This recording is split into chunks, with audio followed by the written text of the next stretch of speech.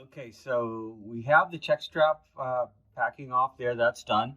This is loose, and once we got everything out of the way, we were able to get then the little roller off of here by moving that. But we're not going to pull the door or the window winder mechanism out until we get the frame off. And so to get to the frame, we still have more to undo. We've undone one bolt down there, but we have these hidden bolts behind these rubber packing here that we need to get into and unscrew those, and then we can lift the window frame and quarter light right off. And of course, we've got these studs out here too. So this should then be able to move once we get these done.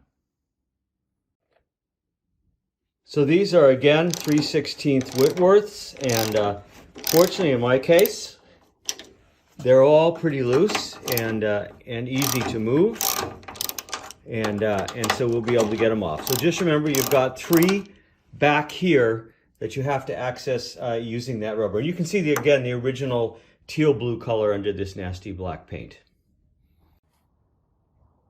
Okay, we've got just about everything done, but hidden behind this nasty black paint here is a little Phillips head screw that holds part of the window frame against the door frame. So you have to get that out of there as well.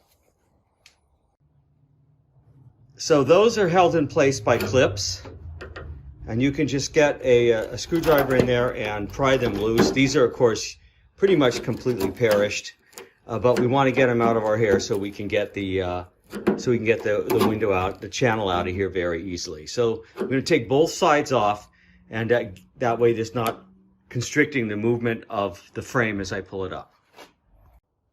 Okay, once those channels are out, you can wiggle the frame a little bit and it should come out pretty easily. And the window is still down inside there and the window winder mechanism below it, but we'll get those out next.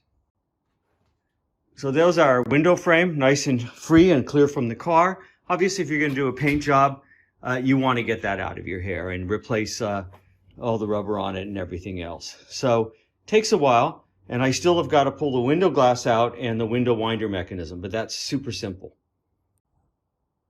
Now the glass, you just have to grab it and it should come out of the channel pretty easily, just at an angle, and out it comes. Again, you've got a little bit of the channel that held the roller in it down below. It's got to clear this, but just a little bit of an angle, up and out.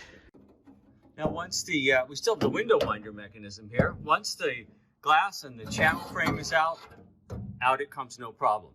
Now, when you're putting it back together, just remember the order in which it goes. You don't want to get, your glass and channel in there and realize, I forgot about the window winder mechanism. So, run the video backwards and do it that way. Anyway, that's what works for me. I'm sure people have shortcuts and things like that.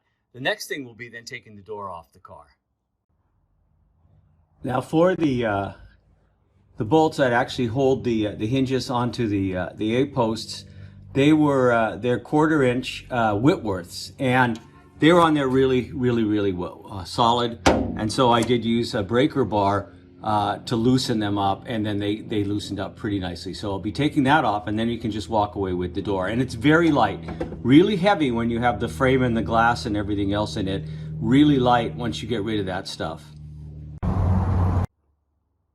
So the door is very light once you have all the stuff off, and you can just walk it back and take it off.